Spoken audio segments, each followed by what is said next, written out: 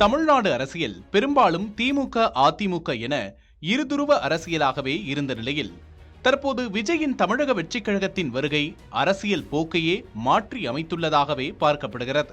ஞாயிற்றுக்கிழமையன்று தவேக தலைவர் விஜய் 234 தொகுதிகளுக்குமான வேட்பாளர்களை அறிவித்தார். பெரம்பூர், திருச்சி கிழக்கு ஆகிய 2 தொகுதிகளில் விஜய் களம் காண்கிறார். இதற்காக பெரம்பூர் தொகுதியில் போட்டியிடுவதற்கான வேட்புமனுவை வியாசர்பாடியில் உள்ள தேர்தல் அலுவலகத்திற்கு சென்று தாக்கல் செய்தார். இதில் அவர் குறிப்பிட்டுள்ள சொத்து விவரங்கள் குறித்த பல்வேறு தகவல்கள் வெளிவந்துள்ளன. அதன்படி தவேக தலைவர் விஜயின் அசையும் சொத்து மதிப்பு 404 கோடி என்றும் விஜயின் மனைவியின் பெயரில் 15 கோடி ரூபாய் மதிப்பிலான அசையும் சொத்துக்கள் உள்ளன என்றும் கூறப்பட்டுள்ளது.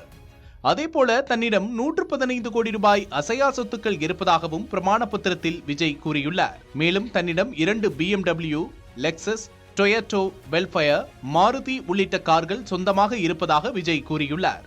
அதே நேரம் தன்னிடம் 67,400 ரூபாய் மதிப்புடைய ஒரே ஒரு டிவிஎஸ் எக்ஸல் சூப்பர் பைக் தான் இருப்பதாக அவர் கூறியுள்ளது வியப்பை ஏற்படுத்தியுள்ளது.